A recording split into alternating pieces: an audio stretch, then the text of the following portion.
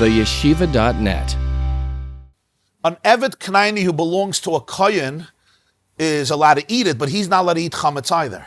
An Avid Kanani is mechuyev in all the mitzvahs of a woman. But he doesn't have this rabbinic rules. He does. Yeah, just like women. An Avid Kanani is allowed to eat truma if he belongs to a kohen. That's a chiddush, right? An Avid Kanani is allowed to eat truma. In other words, even though he's a semi-Jew, a regular Jew, Moshe Rabbeinu eats truma. Yeah, it's mechuyev misa b'dei shamayim. An Avid Kanani, who yesterday was a Gentile, and he's not even a full Jew, is allowed to eat truma, because he's the Avid of a kohen, because he's the extension of a kohen. Could a kohen feed truma to his animals? Can a kohen feed truma to his animals? Avid Ivri can't eat truma, because an Avid Ivri is not the property of the kohen, unless he's a kohen. If an Avid Ivri is a kohen, he can eat truma gesund to hate. But the chiddush is an Avid Kanani is a Kanani, he's a Gentile. He comes in, you own him, and basically what happens is, he has to go through circumcision, and he's only mechuyev in mitzvahs, she'ein azman gram. He's mechuyev in mitzvahs of women. So it's like a semi-Jewish status, right? He can marry a shifcha, it's a much more lenient Jewish status. When he gets emancipated, he becomes a full Jew. He's allowed to eat truma because he belongs to the kohen. Kinyan kaspa, he's like an extension of the kohen. Can you feed truma to your behemoths? So it's an interesting question. So practically, karshine truma, which is, you asked that, karshine truma are parts of truma that are not edible to people, you can feed to your behemoths. There are many shittas and poiskim that you're allowed to feed truma to your animals. But practically, it's not done because there's a medrash, I think in Tana de Be'elio, that speaks out against it. Halachically, there are many poiskim who hold you can feed it to your animals, which is a gewaldike chiddush. That halachically you could take truma, which is holy, because it's a kohen's animal, so it's part of the kohen, just like the evet. But halacha they did not do it because I think there's a famous medrash that speaks out not to give truma to an animal unless it's a part of truma that you can't eat. It's called karshine truma, like seeds that animals eat that you can give to the animals of a kohen, give to the animal of a kohen. I once a geschmack avart, the Gemara says.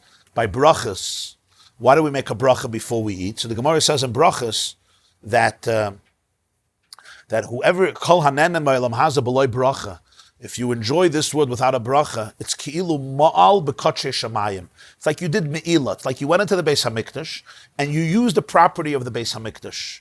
The Gemara has an expression ki'ilu gazal mikotshei shamayim, like you stole from God. You're basically a ganav. And after you make a bracha, then you're not a ganav anymore. Before I say, what's the pshat? What's the pshat? Memanavshach.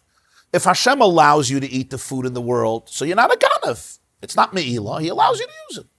And if he doesn't allow you, what's a bracha going to help? If I come into your garden and I see beautiful grapes, and I say, Reb Aaron, you're the best guy in the world, and I want to thank you for this tree, I'm allowed to steal your grapes?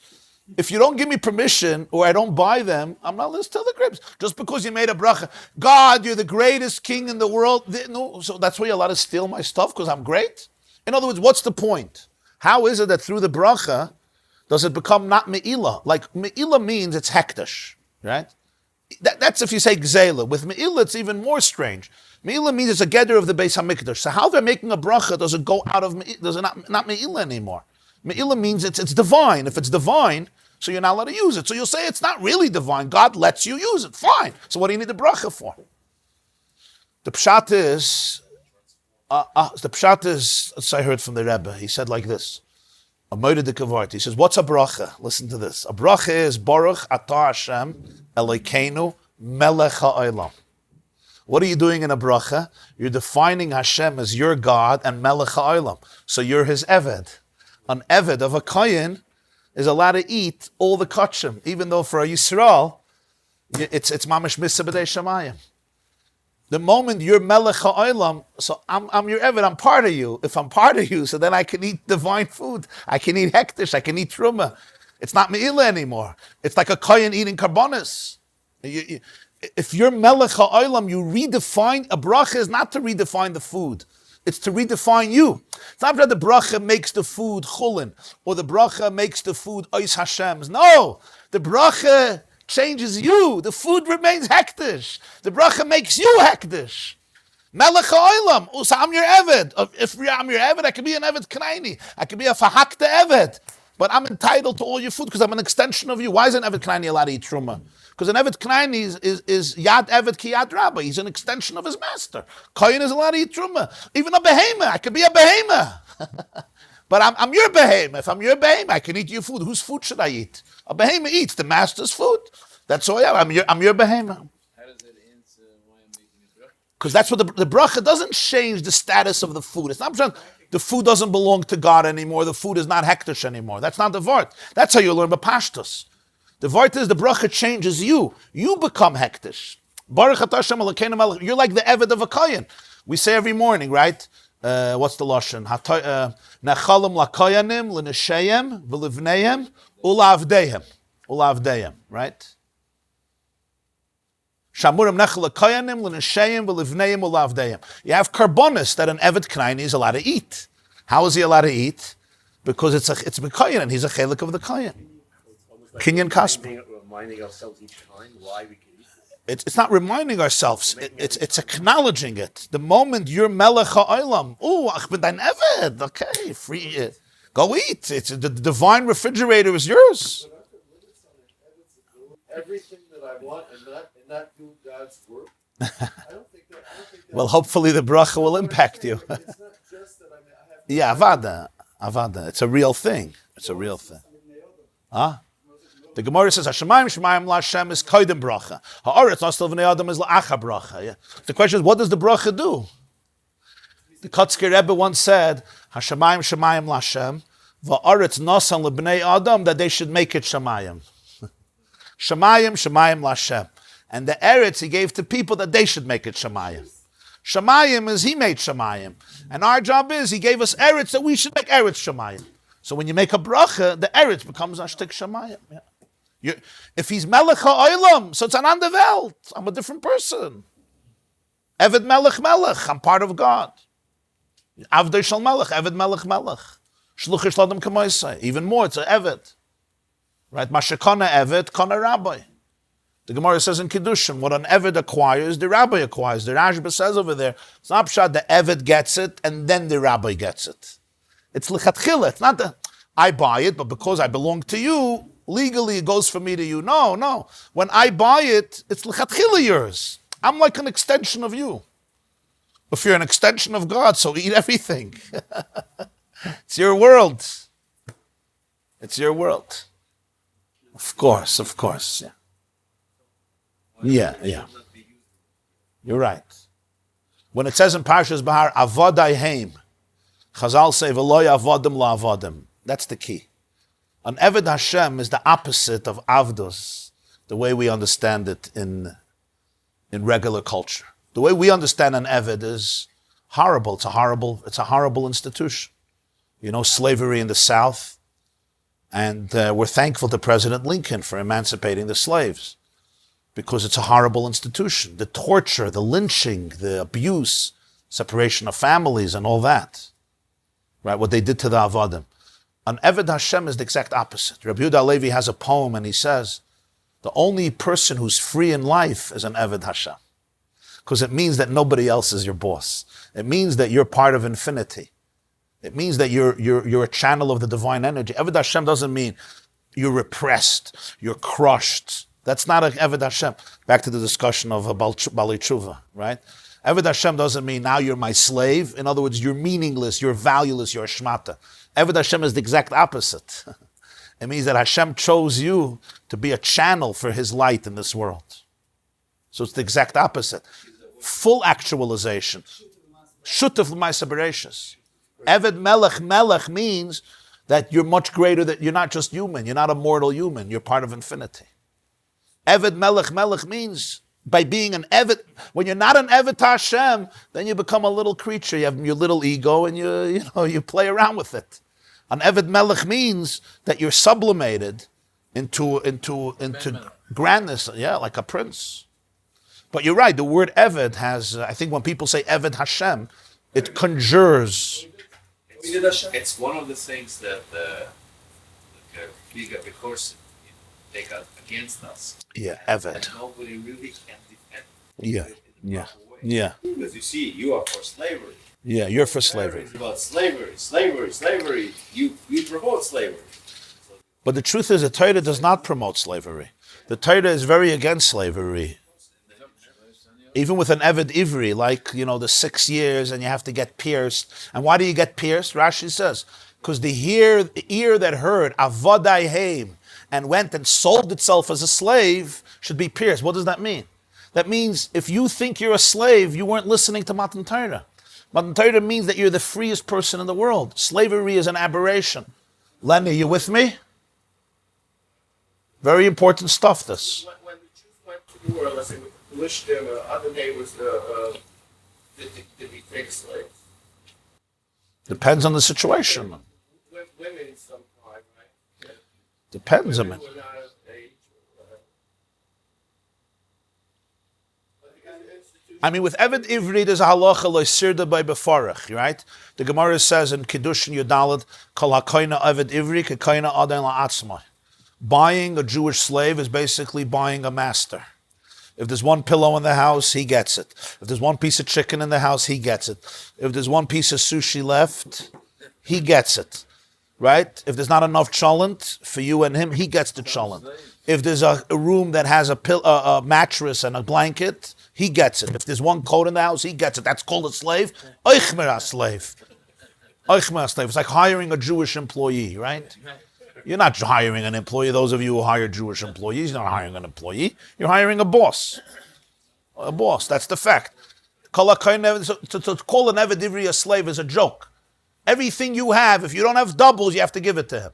Come on. And you're not allowed to ask him to do anything embarrassing. You're also not allowed to even ask him, wait here for me, because you're not sure what he should do, because it's demeaning. You have to be respectful. And even an Avid Kanani, we don't have all these halachas, yeah? Shabbos, the Eved is never... You know what it meant in the ancient world?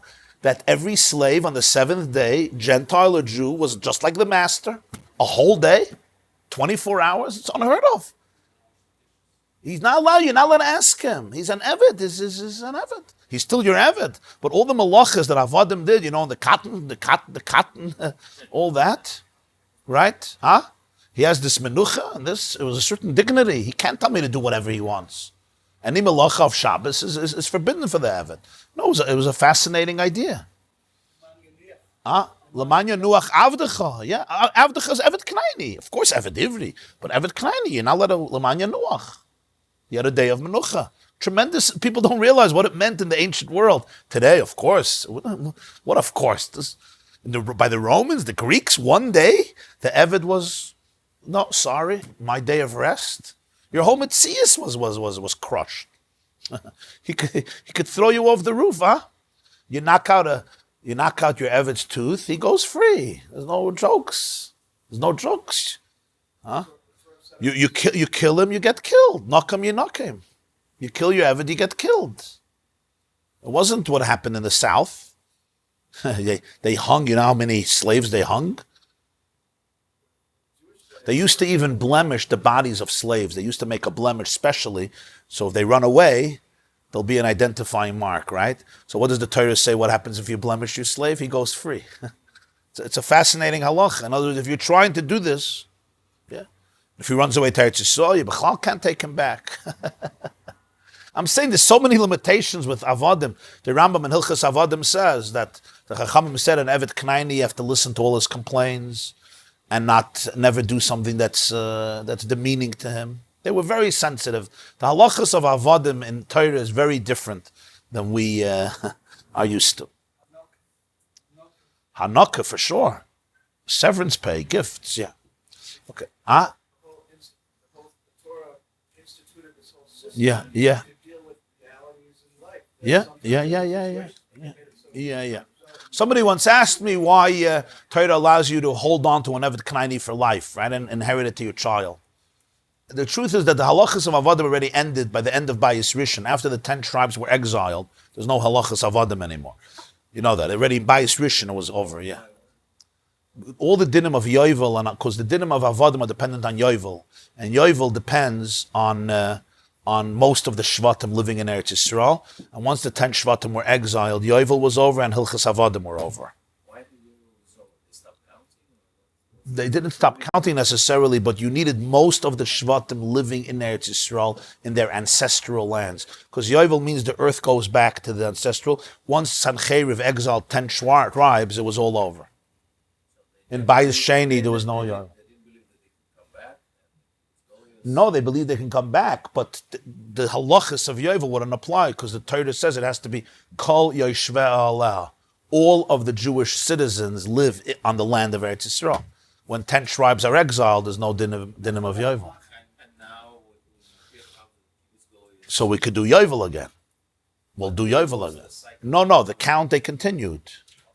Yeah, the halachas. Yeah, it's a whole machlokes if they were counted Yovel for Shmitten or they counted Yovel separate. I'll call upon him, so, but Avadim Kananim you're allowed to hold on to. And I think the reason for that is we don't understand what Kanani culture was like. When you had an Avid Kanani, you basically gave him a quality of life that he couldn't have had in his own society. In his own society, he was a piece of real estate. In his own society, he may have been sacrificed by his father to a god. When you took an Avid Kanani away from the Kanainim, right? We don't know what Avodah Zarah is. You know, we enjoy the democracies of America. You gave them freedom. You gave them humanness. The inhumanity of Avodah Zarah is beyond what people imagine. You're burning your children for Avodah Zarah. The Moilach, the Galachim would drum. You know, there was drums. You know why? Because when the kid was put in fire, he was screaming. They didn't want the mothers to hear and have Rachmana, so the drums were so loud. I mean, the levels of barbarity and sadism and cruelty that Avodah Zarah is allowed was beyond people's imagination. So therefore, taking an Eved out of that culture and bringing him into Jewish culture, I'm talking in the ancient world, where there was a basic structure of law, a basic structure of respect for people, where life was protected, where, you know, women, children, you couldn't, you kill a child, you get murdered. There's nezek, tsar, ripuy, sheves, boishes, and so forth.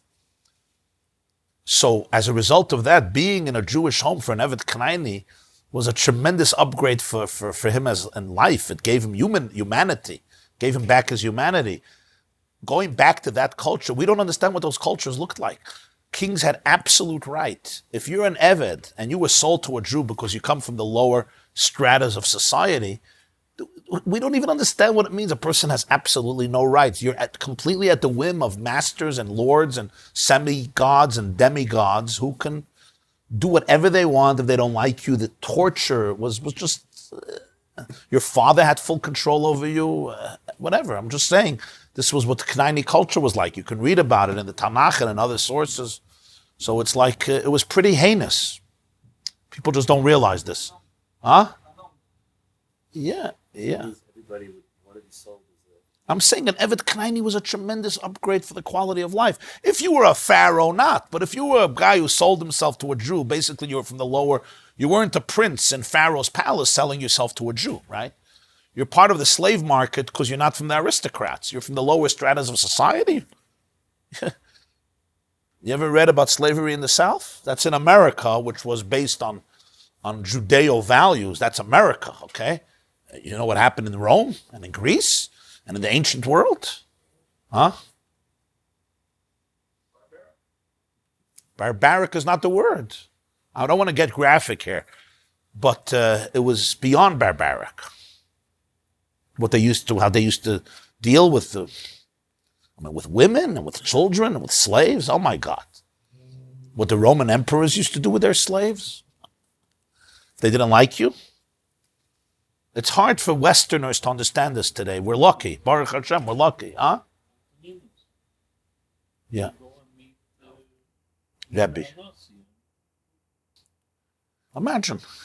And Rebbe couldn't say a word. Antoninus would meet Rebbe. He didn't want anybody to know. He needed a slave to protect him. He killed him afterwards. It was a davar poshet. I mean, imagine. You have a slave. He works for you his whole life. You want to go meet somebody. You don't want anybody to find out. So you take him with you because you need protection. And then you kill him. Right?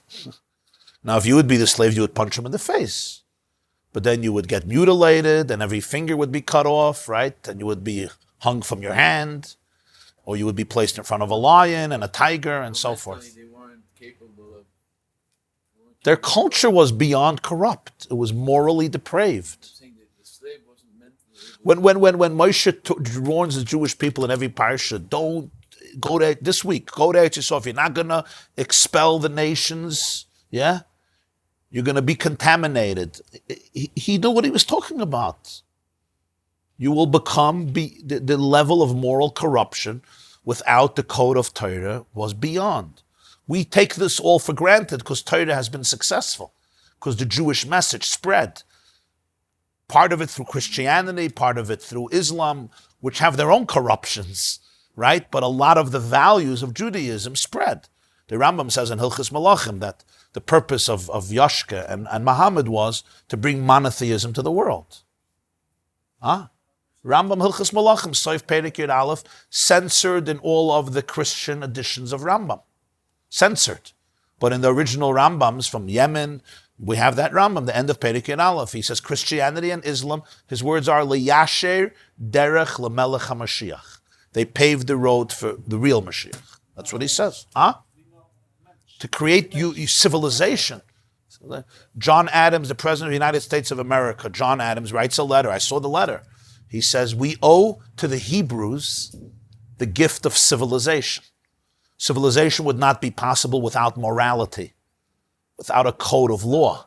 And morality was given to the world by the Jewish people. The presence of a God, accountability, responsibility. Today, these are obvious things. Everybody grows up with it. Besides in the public schools, they don't grow up with it, which is why the public schools became so dangerous. Because they used to grow up with this in America. They don't grow up with this. You're not allowed to mention morality anymore because everything is relative. That's why there's shootings in the schools. Because kids don't know this. In America, every kid knew this. This was meat and potato of every guy. But these are gifts. These are gifts. These are gifts of Matan Torah. It's not Pashta gifts. Yeah. If you want a taste of how they treated people, it's how the Germans treated people in concentration camps. I don't only mean Jews, gypsies, political prisoners. There was no value to life. I once heard from Rabbi Nissen Mangel, he was in Auschwitz. He told me, he said, if you were a mouse in Auschwitz, you had much more chance of surviving than a Jew. They treated rats with more dignity than they treated us. You don't understand. What does it mean to treat a rat with more dignity than a person? It's the Sonderkommando with the Jews who would take out the bodies from the gas chambers and put them in the ovens and so forth, right? It was the worst job, and they fed them the best because they needed to have a lot of koyach. And every few months they would shoot them. They would shoot them because they shouldn't be witnesses to the crimes, So whatever, so the Avid Kanani was actually elevated tremendously. Like you told them, you're not allowed to liberate an Avid Kanani. If I was in America, I'd say, Baruch Hashem, thank God for the law that you're not allowed to liberate an Avid Kanani.